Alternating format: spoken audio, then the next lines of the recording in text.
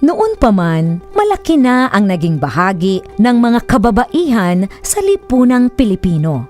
Kaisa sila sa marubdob na paghahangad ng kalayaan ng ating lahi. Kabilang sila sa paglinang ng ating makulay na sining at mayamang kultura. Kasapi sila sa pagtataguyod ng mga adhikain ng kapwa mamamayan at sa pagtugon sa mga pangangailangan ng lipunan. Katuwang sila sa pagtuklas sa mga larangan ng agham at medisina. Kapanalig sila sa pagpapairal ng batas, karapatan at katarungan para sa lahat. Kabahagi sila sa paglilingkod sa bayan at sa pagpapanatili ng demokrasyang Pilipino. Sa paglipas ng panahon, hindi nagmaliw ang kanilang pag-ibig sa ating inang bayan.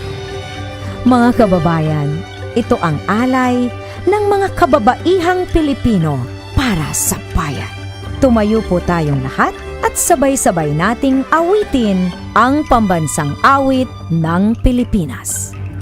Ayaw mag-iliw, pero sa silanganan, alam ng puso, sa dilim mo'y buhay.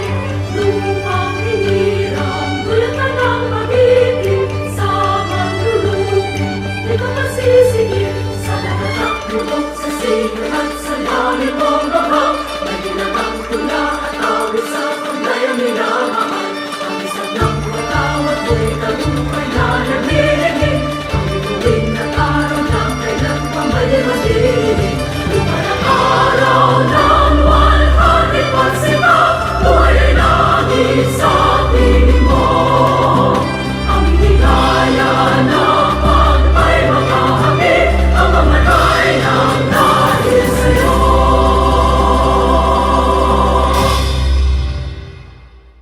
Itaas ang kanang kamay at sabay-sabay nating bigkasin ang panunumpa ng katapatan sa watawat ng Pilipinas. Ako ay Pilipino. Buong katapatang nanunumpa sa watawat ng Pilipinas. Na may dangal, katarungan at kalayaan. Na pinakikilos ng sambayan ng makadiyos, makatao, makakalikasan at makabansa.